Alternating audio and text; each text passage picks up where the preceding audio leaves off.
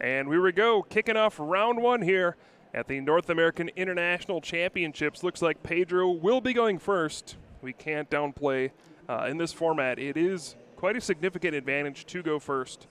There are a lot of matchups where the percentages swing quite a bit based on who goes first. It's not true for every matchup, but I'm sure Pedro is happy to kick off the tournament going first here as he opens up with that Ditto Prism Star.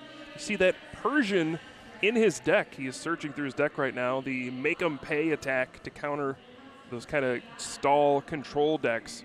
And he's kicking things off with Professor Elm's Lecture. He's going to get himself a bunch of basic Pokemon. And yeah, we're about to see the craziness that he's bringing, what kind of Zoroark variant he has brought to this event. Yeah, one of the downsides to having Rahul's deck is that you're going to be mulliganing quite a bit, which means that Pedro's just that much more likely to have a much better setup, and we do get to see Pedro basically have the ideal setup here, as he's going to be able to find himself some basic Pokemon, no doubt a couple of Zorwas probably, with that Professor Ohm's Lecture. And Rahul's got a couple of Blacephalon, but he's really relying on finding himself a Welder as early as possible. This deck relies on Welder as its main source of, I guess, energy acceleration here. Kind of everything. Welder does it all. Draws you cards, attaches extra energy. Yeah, the Blacephalon deck that Rahul is playing was one of the decks that was really hyped up as we were getting these new cards, but it has not performed. There's a lot of different reasons for that, but it is surprising to see Rahul say, you know what, I think this is still viable. I think the fact that it is a non-GX Pokemon that can knock out things like Reshiram and Charizard GX in one attack is a big deal, but we'll see if he can make it work. Like I said, he's only playing 4 Blacephalon, as we do see the Pokegear nail that Green's Exploration off the top. So he's going to start off the turn, maybe not the ideal way. Maybe you would like to get a turn 1 Welder and start attacking, but he's using his supporter for the turn on Greens. So he did play searching up 2 trainer cards. You're absolutely right. He did play that Green's Exploration here. But yeah, Pedro, like we said, he found himself 3 Zorwas actually to end his turn, and now Rahul trying to start setting up. He doesn't necessarily need a turn 1 Welder, but he definitely wants to have a turn 2 Welder at the very, very least. That's going to be how he starts attacking. That's going to be how he starts to really take advantage of, of his big attack from Blacephalon. But really what Rahul's deck tends to do is it shines against Tag Team GX Pokemon. And, of course, Pedro does not have that. Pedro's just going with the old the old GX Pokemon, which only provide 2 prizes. So it will be a lot more difficult for Rahul to be able to take the final couple of prizes of the game. That's where your opponent starts to really mess with you with things like Marshadow and Judge and stuff like that. So Rahul is going to be is probably not too happy about this particular matchup in round 1. But at the same time, I'm sure he's planned in advance for what's sure to be one of the most popular decks in the format. Oh, goes for the turn 1 Blazer attack and flips over, not a Fire Energy. So could have got a turn 1 knockout if he had flipped over his Fire Energy from his prize cards, but instead reveals another Blacephalon, only does 10 damage. But yeah, I think this non-GX Blacephalon deck is one of the decks that really benefits a lot from going first. That way you can play your Green's Exploration on the first turn, then turn 2 Welder, start attacking. You get a lot more pressure put on you when you go second. Your opening hand needs to have Welder and those energy to get off to a hot start. But still in an okay spot. I mean, the benefit of playing this deck is your opponent has to take 6 knockouts. There's no GXs in his deck. So they have to take 6 individual prize cards to win. Now Pedro, he's starting off perfectly. Double Zoroark GX, triple Zoroark triple, GX. Kyle? Can we make it 4? Well, technically we can. That's about as good a start as you can have at the start of this tournament. Remember, this is round 1 of action, so to have this second turn here for Pedro is about as good as you can get. Wow, Pedro actually getting a little spicy to start things off. We got Persian. We're going to make him pay.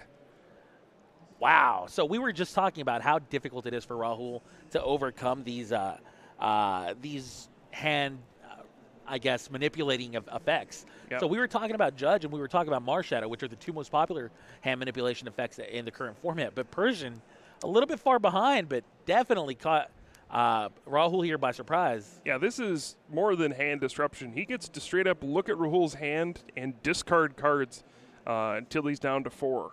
So I think Rahul has like 8 cards in hand, so Pedro just gets to pick off his 4 best cards, send him to the discard pile, and leave him with like a handful of fire energy. This is just an absolute crushing play if you're sitting on Rahul's seat. Yes. He's got like welder and rescue stretchers and ways to recover energy. Wow. And Pedro's just saying, all right, discard these. Have fun next turn, buddy. Sheepishly smiling is Rahul right here. He knows that this is about as he just got destroyed. About as bad as you can get here if you're Rahul. You're really hoping for a top-decked welder. Do you get it? No. He's got the Heat Factory Prism Star still, and he draws Pokegear, so he can still hit the welder off of this, but looks like... a welder? No, he finds a Green's Exploration again. Yeah. I think there's an argument there for using the Heat Factory first to draw a little deeper, and then you draw the 3 cards first, and then you get to look at more cards off of the Pokegear, essentially. I think I've been hearing this argument for like 20 years now, just with different cards throughout the years. Yeah. But Rahul saying no. Oh. Well, there's a welder, and there's another fire energy. Yeah, if you just draw a welder anyway, it's fine. Wow, that was perfect draws for Rahul. He will be able to knock out this Persian, by the way, which is absolutely has made him pay already, but it's no longer going to really put this tax on Rahul anymore. So from this point on, Rahul can hopefully start to stabilize. That was a huge draw for him, as he's now going to start putting on the pressure on Pedro's GX Pokemon from here on out. Yeah, the good thing for Rahul is he had the Heat Factory still in play. So even though his hand got wrecked, just having Fire Energy let him draw 3 more cards. So he still ended up having a good turn there, and Rahul is going to take the first knockout on stream for the weekend for us with that Fireball Circus, discarding 2 Fire Energy from his hand and doing 100 damage, taking down that Persian. But I do think Pedro is at a significant advantage here. These Blacephalon decks work on razor-thin margins. They need pretty much every last resource to be able to discard Fire Energy every turn to get enough knockouts to win. It's not unusual to win with the exact amount of Fire Energy you have left. So the fact that Pedro was able to discard some resources from Rahul could add up in the long run.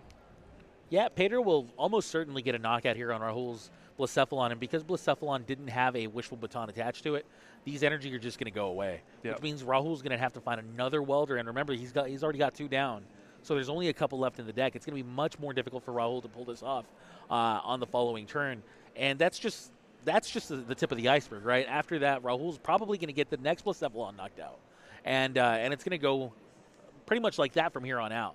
So Rahul just has so much pressure on him to keep drawing perfectly, basically, as opposed to Pedro, who already has these Zoroarks in play. So he's just constantly trading and trading and trading until he can just chisel down a perfect hand.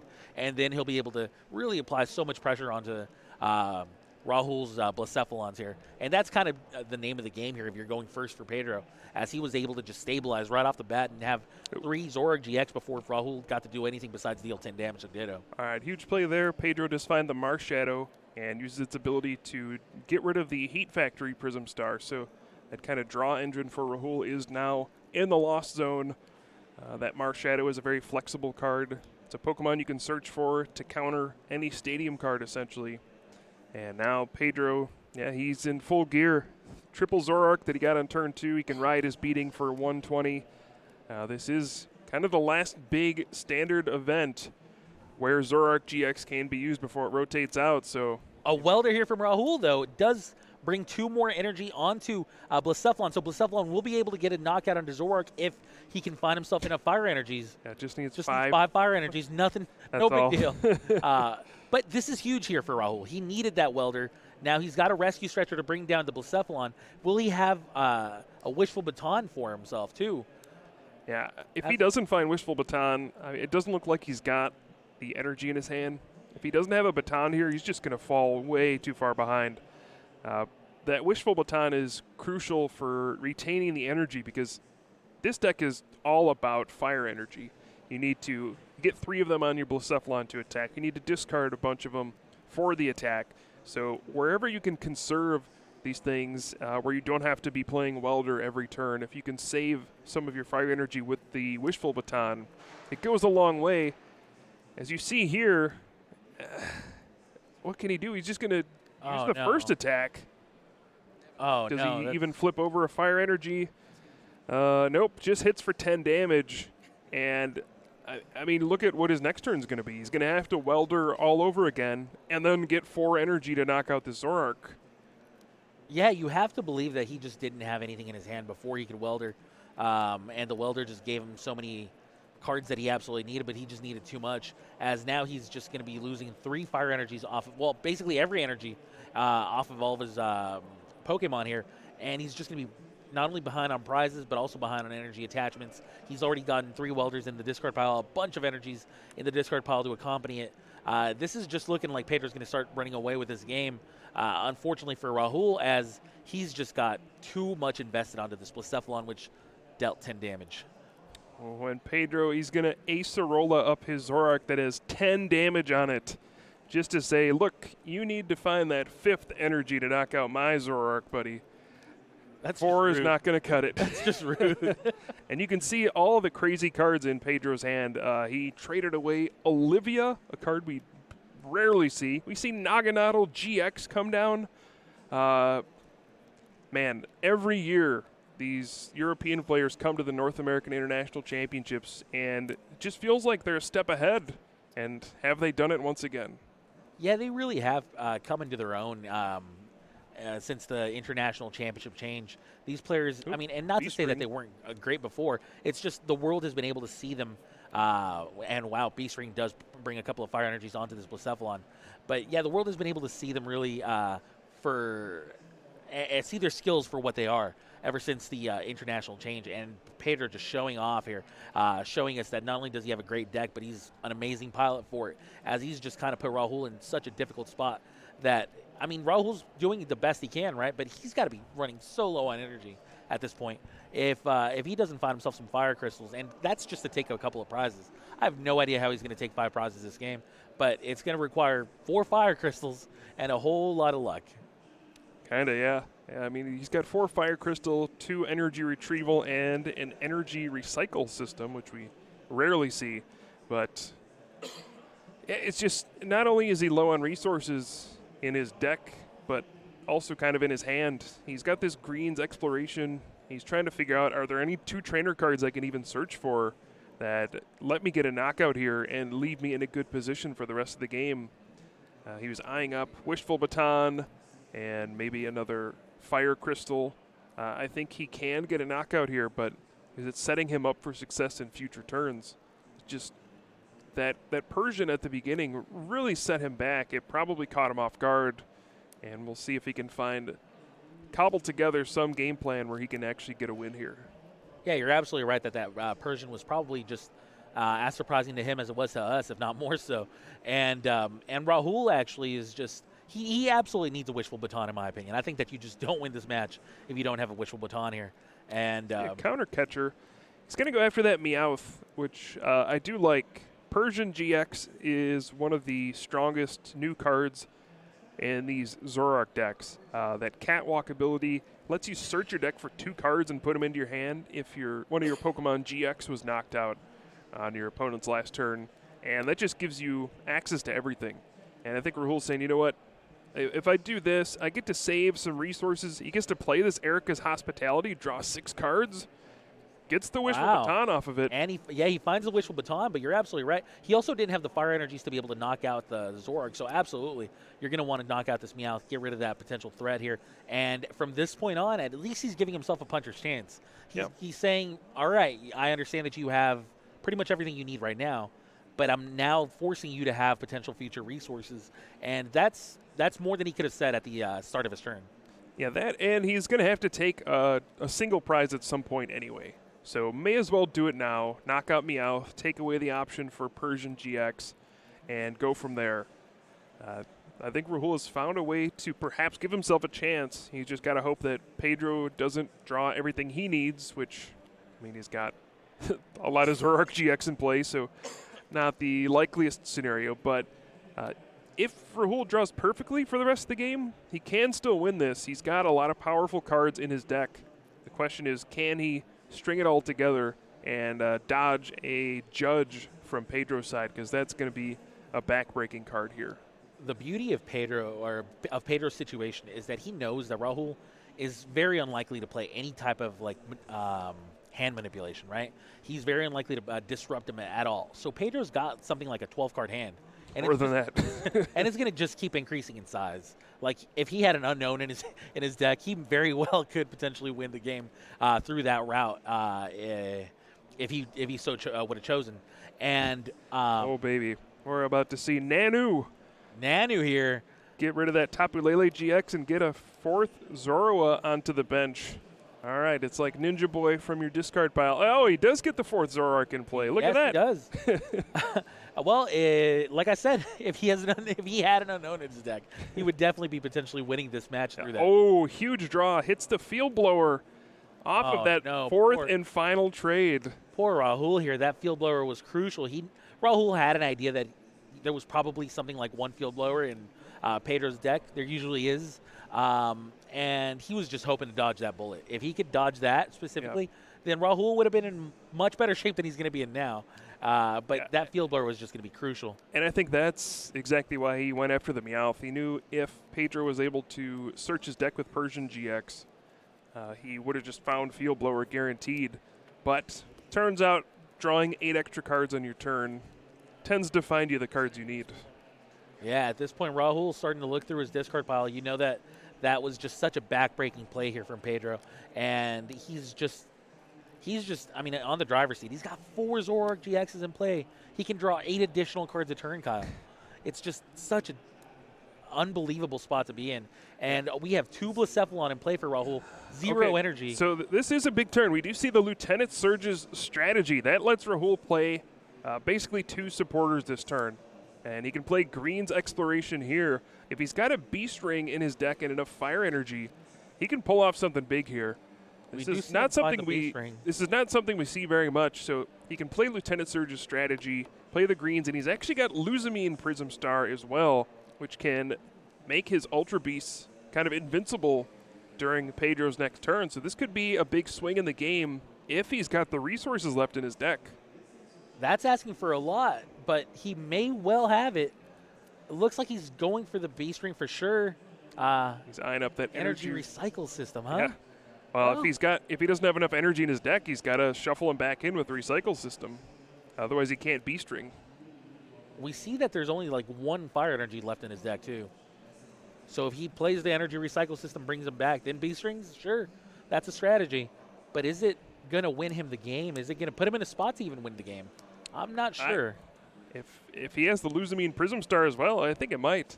So he's going to recycle system, 3 of those fire back into his deck, Beast Ring, 2 of them out. And if he has all the fire crystals to get a knockout here, he can get down to 2 prizes and protect his Ultra Beast.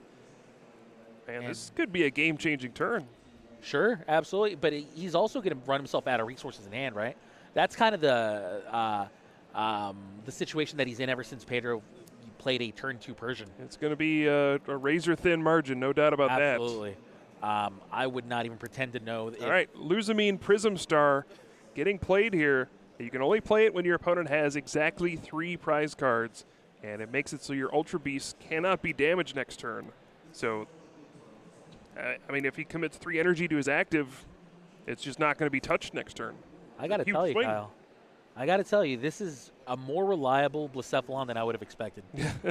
Looking at the deck list, I was a little bit iffy on this, on the power level of this Blacephalon list, but it's just showing that despite all of the manipulation and all of the disruption here from Pedro, he's still giving himself a shot with all of these awesome tech cards, like, for example, that Luzamine out of nowhere. Yeah, we're used to seeing the regular Luzamine, not the Prism Star. Exactly. But unfortunately for Rahul, he did not have the energy required to actually get a knockout on this Zoroark, so he had to settle for just doing 10 damage. So as awesome as that turn was, it certainly could have been better if he could have gotten a knockout. But again, he's low on resources. He just didn't have the cards he needed. He's got another Green's Exploration in hand. So next turn he can maybe search up those fire crystals he needs for a knockout, but can he actually string together multiple knockouts to win this game? I don't know, Kyle, but you're absolutely right that was just super unfortunate for Rahul. He actually had quite a bit. Don't get me wrong. He put himself in a position where he could at least have keep those energies in play for his next turn, and with that Green's Exploration, he could very well pull off a knockout. But will that be enough, or is that just a tiny bit too slow? This is brilliant. All right, so I think Pedro has played against his deck, and he knows the limitations of Rahul's deck.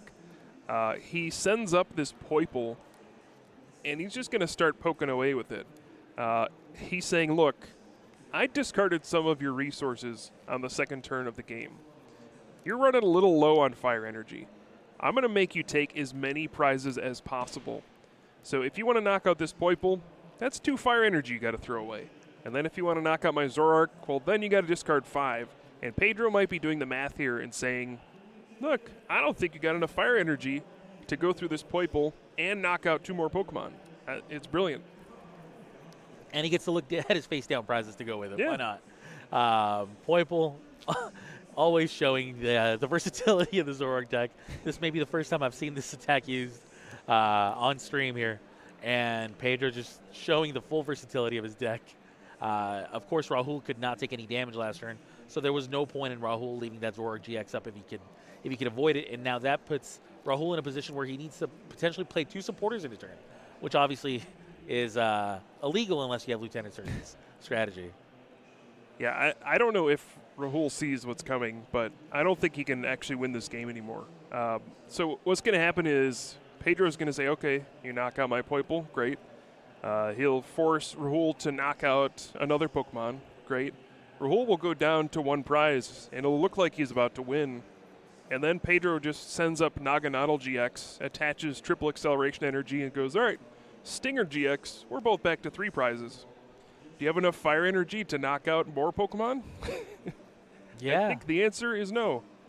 Yeah, that's really why the Guzma would have been so important here, but and he actually is potentially going for that Guzma, but does he have the energy to go to get a knockout as well? I think you absolutely have to do this. I don't think that you can afford to knock out the Poiple.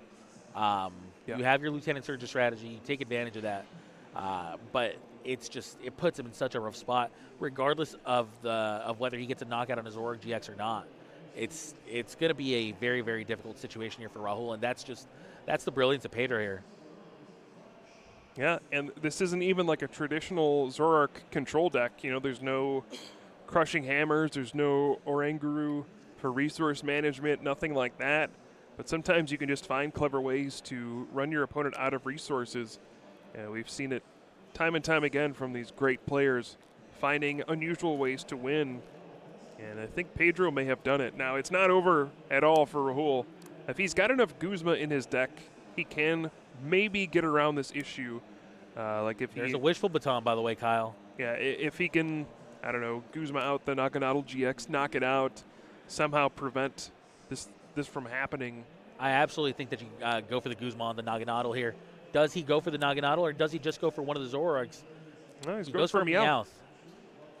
He's trying to get the cheap knockout with that Blazer, but he was hoping there was a fire energy prize and he would flip it over and get a knockout, but after he misses, he goes, okay, I see what's happening here. Let's move on to game 2, or maybe I have a chance. Yeah, I'm sure that he looked at his deck, realized that there was about 1 fire energy left in his prizes, and just decided to play the odds there, or go against the odds there, but just felt like that was going to be his best bet at taking 4 prizes. I'm sure that he's played his deck quite a bit, and I'm sure that that was an educated decision, but it was just an unfortunate situation here for Rahul, as he was always just on the back foot. He kept giving himself chances to win, but he was just always so far behind, and he always needed so many different cards to be able to pull off some big knockouts. When you run yourself out of energy, or not even run yourself, when Pedro runs you out of resources like he did on that second turn, you're just always going to be struggling to start setting up again, and that's exactly what happened.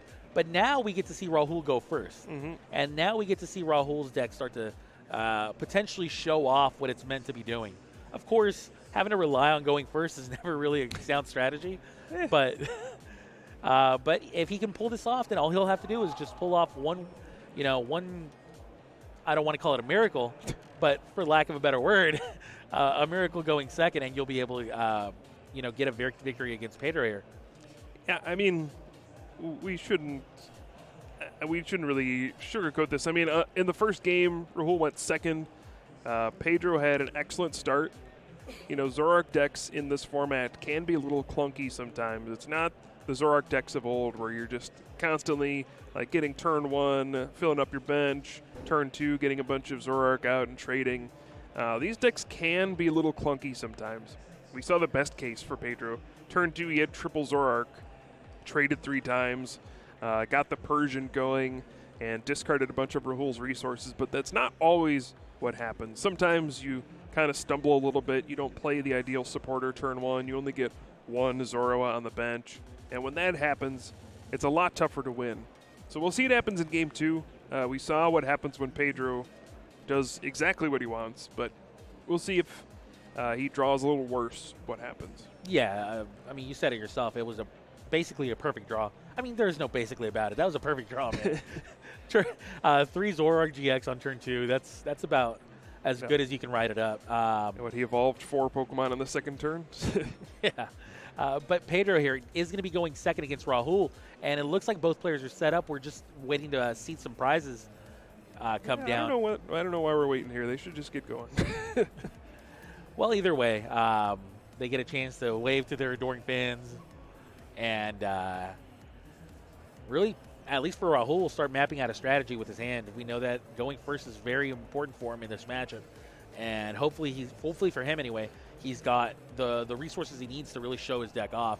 We see some greens explorations here, 3 of them actually, as well as a welder here for Rahul. That's rough. Yeah, not great.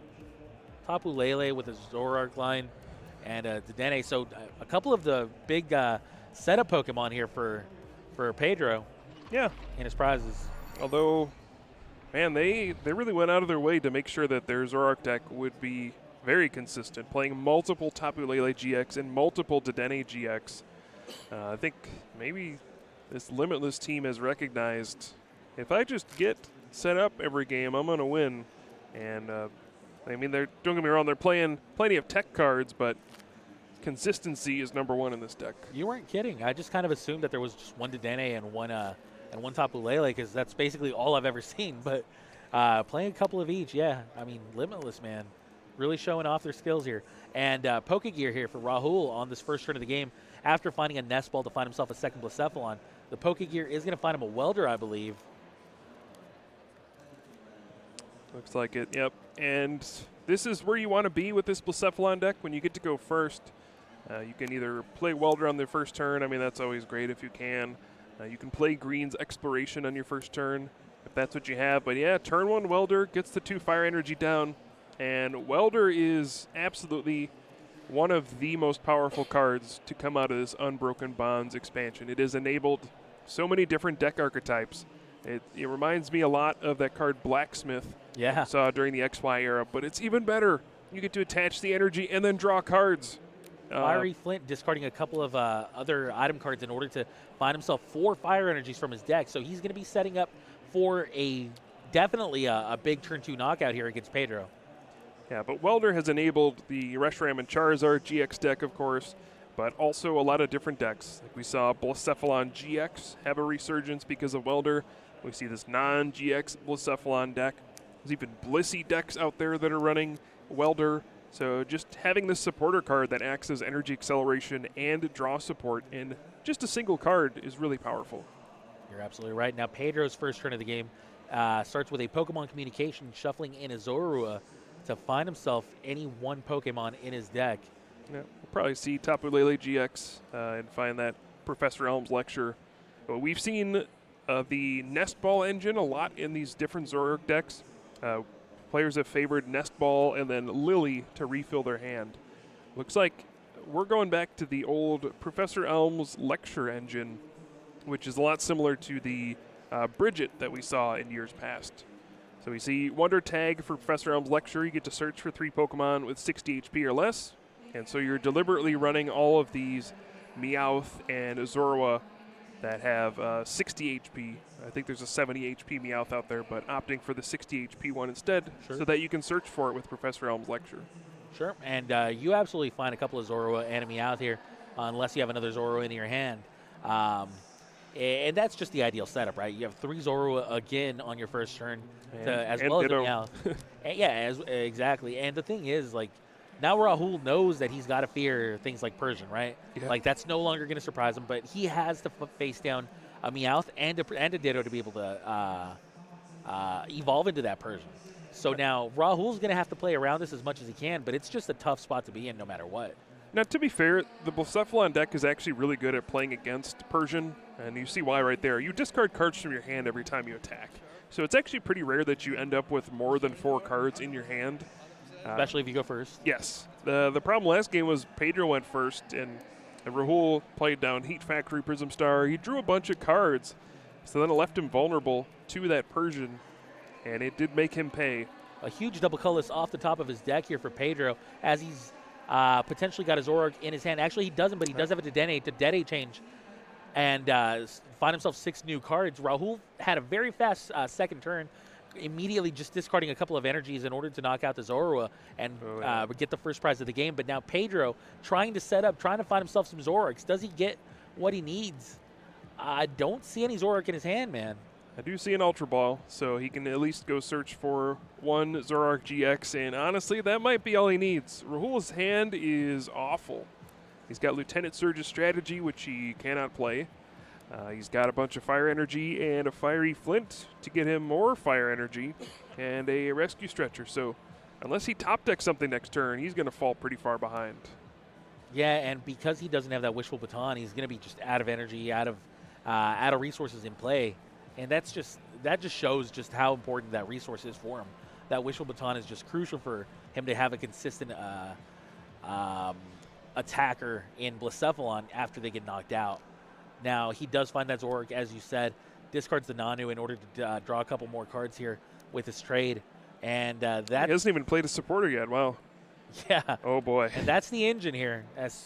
Pedro, maybe not as explosive as start as game 1, but it's coming close. No, it's going to be just about the same. Olivia here lets you search for 2 Pokemon GX, put them into your hand. So. Oh, he had the Olivia. I didn't see that card in his hand. So going to search out perhaps 2 Zoroark GX. He can evolve the Zorua and the Ditto Prism Star into a 3rd Zoroark if he wants. So that is not bad. 2 games in a row, triple Zoroark. Nice. Nice life, Pedro. That's what the cards are in the deck for, right? Yeah. And that's just what Zoroark lets you do. You can play supporters to do things like Elm's Lecture, get 3 basics. Play Olivia to just search for 2 Pokemon. Usually that's pretty weak and too slow, but if you just get to trade 3 times and draw 6 cards, well, I mean, that's fine. Uses his second trade of this turn, and he does evolve this Ditto into a Zoroark, so he's going to be able to use his 3rd trade of this turn, and finds a Naganadel GX.